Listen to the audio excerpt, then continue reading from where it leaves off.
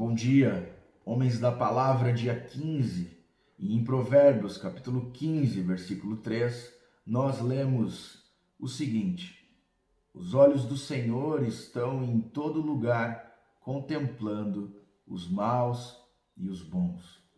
Esse foi o primeiro versículo que eu aprendi dentro da igreja, caminhando com Deus. Eu lembro-me que eu queria muito ser um homem de Deus.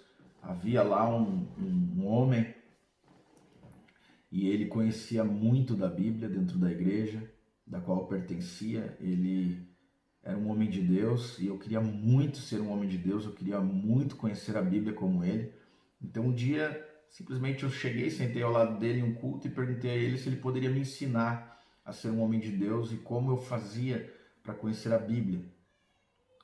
E ele então me deu o conselho de que eu escrevesse um versículo em um papel, e então naquele papel eu tivesse sempre no meu bolso durante o dia, e todas as vezes que eu lembrasse, eu tirasse o papel do bolso, lesse o versículo durante um dia, e assim todos os dias eu separasse um versículo diferente, e que eu iria decorar muitos versículos, eu iria conhecer muitos versículos. E eu me lembro até hoje que na versão que eu li a Bíblia na época, Provérbios capítulo 15, versículo 3 dizia: os olhos do Senhor percorrem toda a terra, contemplando os maus e os bons. Isso ficou gravado, assim como outros versículos. É um conselho que eu posso te dar também, um bom conselho que eu recebi. Então, isso é maravilhoso, isso é muito bom para nós, homens de Deus, termos a Bíblia em nossas mentes, em nossos corações. Diziam acerca de John Bunyan que se cortassem o seu braço não sairia sangue, sairiam versículos bíblicos, de tanto que ele conhecia a Bíblia, de tanto que ele citava a Bíblia. Mas mais importante que conhecer a Bíblia, decorar a Bíblia, mais importante é compreender a Bíblia, é entender a Bíblia. E o que esse versículo está nos dizendo é que os olhos do Senhor estão sobre todos, sobre os maus e os bons, estão constantemente vigiando, olhando cada ato, cada pensamento, cada palavra, cada olhar. É isso que a Bíblia está nos dizendo. É aquilo que alguns teólogos chamaram de coram Deo.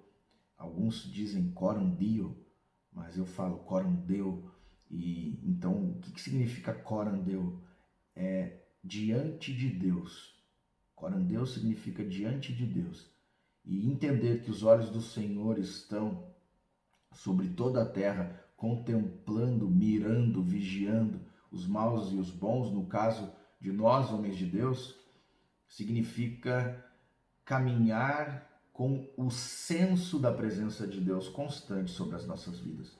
Se nós pudéssemos em uma imagem pintar o coram Deo, significa o seguinte: como se a palma da minha mão fosse o rosto de Deus, caminhar sobre essa terra assim,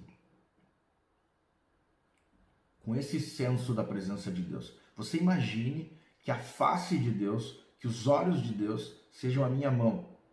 E você faça aí onde você está esse exercício, assim, sobre a sua testa, sobre os seus olhos, olhando nos seus próprios olhos, os olhos do Senhor. O que eles estão fazendo? Eles estão olhando no fundo da nossa alma. Eles estão vigiando os nossos pensamentos. Eles estão olhando para cada palavra que nós vamos dar. Se nós caminhássemos dessa maneira, com o senso da presença de Deus, coram Deo, tudo seria diferente sobre os nossos olhos, os nossos pensamentos, as nossas palavras, as nossas piadas, o nosso caminhar, para onde iríamos ou não, se tão somente nós estivéssemos caminhando coram Deo, se tão somente nós tivéssemos o senso da presença de Deus sobre as nossas vidas aguçada. Então a nossa oração nesse dia deve ser para que o Senhor renove em nós o senso da sua presença. Homens de Deus possuem reverência, respeito, zelo, postura diante de Deus. Eles sabem que estão diante de Deus, por isso eles precisam ser extremamente reverentes na sua forma de vestir, falar, brincar, olhar, caminhar, pensar. Homens de Deus são extremamente respeitosos, homens de Deus têm uma postura masculina de santidade, de respeito, de zelo nessa terra, porque sabe que os olhos do Senhor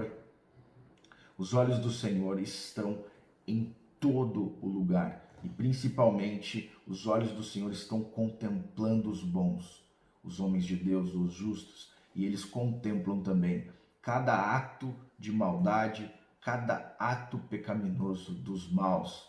Não há uma palavra maligna, não há uma piada maligna, não há um olhar maldoso, não há qualquer ato pecaminoso de qualquer homem sobre a terra que os olhos do Senhor não estejam sobre eles.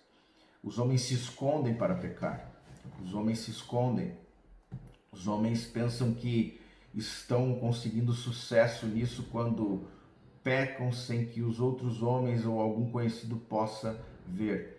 Mas os olhos do Senhor estão sobre esses homens também, constantemente. O Senhor está contemplando as suas más obras. Homens de Deus sabem disso, por isso se preocupam muito com tudo o que fazem, com tudo o que falam, como eu falei, até mesmo com tudo o que pensam. Quando surge um pensamento na sua mente contrário a Deus, eles já o eliminam, porque sabem que os olhos do Senhor, eles penetram o fundo da nossa alma. Homens de Deus sabem que realmente são sacerdotes. Se você ler o livro de Levítico, você vai ver o que aconteceu com Nadab e Abiú, quando eles tomaram um incenso que não era o incenso feito e orientado para aquilo. Então eles pegaram um incenso qualquer e ofereceram ao Senhor. Eles acenderam esse incenso com o fogo que não era devido, com o fogo do sacrifício que estava lá no templo, que não era o indicado para acender o incensário. Eles estavam também possivelmente embriagados, tinham passado da conta quando estavam tomando vinho, oferecendo sacrifícios. Então eles simplesmente chegaram diante do Senhor com essa postura, com esses pensamentos, com essas atitudes, com falta de reverência, com falta de zelo, com falta de respeito, e o Senhor os matou com um relâmpago, possivelmente. Eles não foram queimados com fogo natural para não pensarem que tinha sido um acidente. O corpo deles não foi queimado, eles foram enterrados com as suas vestes sacerdotais. Isso é uma indicação, uma exortação para nós, homens, porque em Jesus nós somos sacerdotes e nós oferecemos a Deus sacrifícios, holocaustos, ofertas pacíficas, incenso, ofertas de aroma agradável a Deus com as nossas vidas. As nossas vidas são uma oferta, como diz em Romanos, capítulo 12, versículo 1, sacrifício vivo, santo e agradável a Deus. Os sacerdotes no Antigo Testamento tinham que ter muita percepção, muito senso da presença, da glória de Deus, e havia inúmeras recomendações, inúmeros preceitos para que eles exercessem a sua função sacerdotal.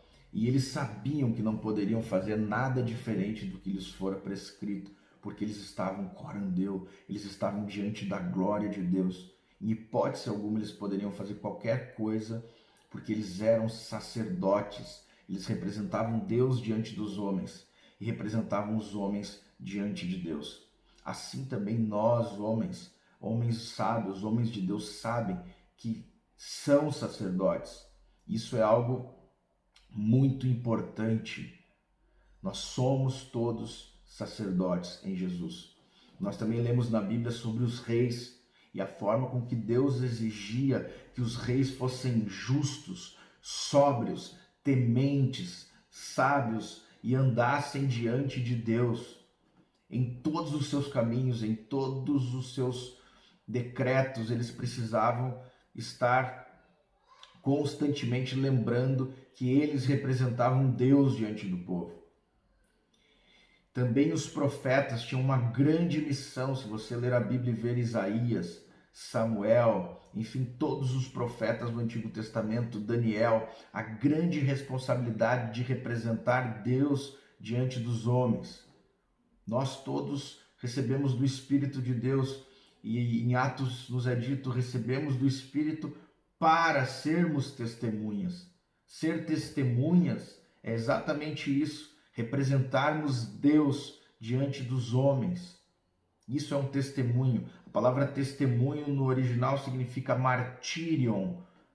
É a mesma palavra que significa mártires. Nós temos o martírio vermelho, ou seja, morrer por Jesus, e o martírio branco, viver por Jesus. Homens de Deus, homens da palavra, homens sábios, são aqueles que entendem o que significa esse versículo. Ou seja, que Deus está... Estou com um problema nessa minha câmera. Eu vou consertar ela para o próximo vídeo. Mas homens de Deus, homens sábios, sabem o que significa o Coran Deu. Sabem o que significa os olhos do Senhor estar sobre si. Eles têm a mesma reverência e uma reverência superior à dos sacerdotes do Antigo Testamento, à dos profetas do Antigo Testamento, à dos reis do Antigo Testamento. Eles têm a mesma reverência dos apóstolos e da igreja do Novo Testamento. Por quê? Porque nos é dito em Filipenses, em Colossenses, em Efésios, em Tessalonicenses, andai de modo digno do Evangelho. Andar de modo digno do Evangelho é andar com a mesma reverência, com o mesmo senso da presença de Deus, dos sacerdotes, dos reis, dos profetas e agora ainda maior, porque agora em Jesus nós somos filhos de Deus. Homens de Deus entendem isso, homens de Deus sabem que precisam andar de acordo com essas palavras. E esse é meu desejo para você nesse dia, sobre isso que é esse vídeo, para que você reflita sobre isso, pense sobre isso e que a sua oração seja essa. Que o Senhor renove o senso da sua presença na sua vida e que você possa andar Coran Deu. Um forte abraço.